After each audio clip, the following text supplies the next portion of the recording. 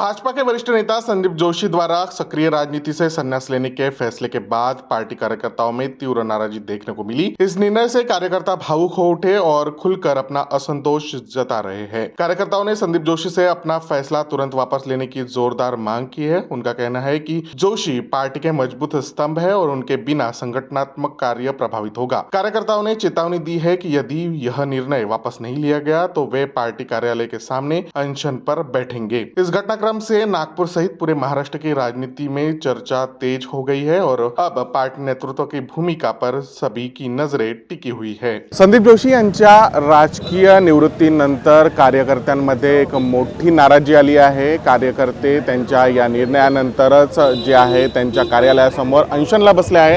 आपल्यासोबत संदीप जोशी यांचे कार्यकर्ते आहे, आपण त्यांच्याशी बोलूया। मला सांगा, तुम्ही अनशनवर बसले आहे, काय नेमका कारण आहे या अनशनच्या मागे?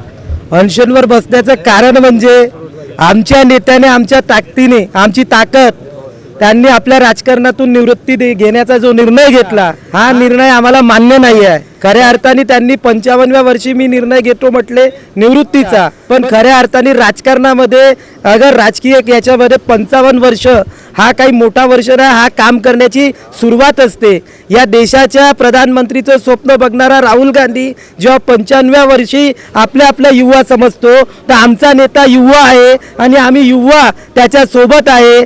असंख्य कोरोनामध्ये ज्यांचे माय बाप वारले अशा अशा स्टुडंट अशा विद्यार्थ्यांचं पालकत्व करणारा अनाथाचा नाथ आमचा संदीप भाऊ अगर राजकारणातून निवृत्ती घेत असेल तर आम्हाला नाही का मान्य नाही आहे। अगर जेव्हापर्यंत दादा आपला विषय मान्य नाही करणार, ते माघार घेणार नाही, तेव्हापर्यंत आम्ही इथे अनशनवर बसणार आहे, हे तुमच्याला सांगू इच्छितो। त्यांनी म्हटलं कुठलीही नाराजी नाही, आम्ही निर्णय बदलणार नाही, तुमचं काय?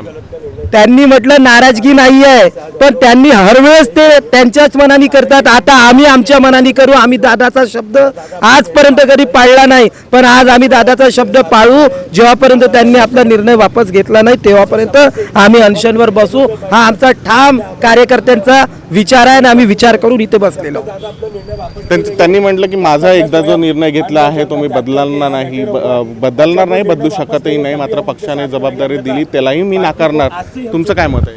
नाही, दादानी अगर म्हटलाय तरी पण मी वारंवार सांगतोय तुम्हाला, दादानी म्हटलं की त्यांनी निर्णय घेतलेला हा माघार घेणार नाही ते, पण आम्ही विचार केलेला आहे की त्यांना आम्ही माघार घेण्यासाठी प्रलंबित करून राहू। त्यासाठी आम्हाला जे करावं लागेल ते आम्ही करायला या ठिकाणी तयार आहे। त्यांनी आपल्या पत्रामध्ये एक खंत सुद्धा व्यक्त केली आहे। त्यांनी म्हटलं की 75 वर्षाच्या लोकांना सुद्धा तिकीट दिली जात आहे, नवे कार्यकर्ते आहेत त्यांना सुद्धा समोर यायला पाहिजे, मी माझं पद सोडत आहे असं त्यांचं म्हणणं आहे। तुम्हाला त्यांचं म्हणणं बरोबर आहे। मी वयाच्या 16व्या वर्षापासून भाजपात काम करत आहे, जेव्हा माझ्या ओटावरती मूछ नव्हती तेव्हापासून काम करत आहे। आज मी 30-31 वर्षाचा युवक आहे।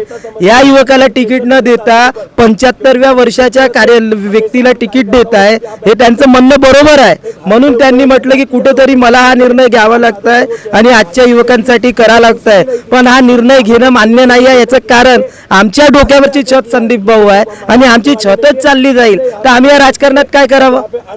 आमचा बोलणारा व्यक्ती नाही ना तिथे कोणी। देवेंद्रजी सोबत नितीनजी सोबत बोलणारा व्यक्ती कोण आहे आमचा? त्यांनी म्हटलं की राजकीय पद नसलं तरी मी सक्षम आहे आपलं काम करण्यासाठी। अरे हो, सगळं बरोबर आहे। राजकीय पक्ष पद नसल्यानंतरही सक्षम आहे, तिथे राहणार आहे। पण मला सांगा साहेब, तिथे पार्लमेंटरी बोर्ड असते, तिथे सगळं असते, तिथे बोलणारा व्यक्ती आमचा कोण आहे? आमचा कोणीच नाही ना। आज खऱ्या अर्थाने तुम्हाला सांगतो, मायबाप गेल्यानंतर लेकरू जसा अनाथ होतो ना, तसे आम्ही अनाथ झालेलो। अगर दादाने हा निर्णय घेतला असेल तर हे तुम्हाला या ठिकाणी सांगू इच्छितो। तुमचं काय मत आहे? तुम्ही सुद्धा अनशनवर बसले आहे, काय सांगा? दादानी हा निर्णय मागे घ्यावा, वरिष्ठ लोकांसोबत चर्चा करून आम्ही इथनं हटणार नाही आहे, जोपर्यंत मागे घेणार नाही तोपर्यंत।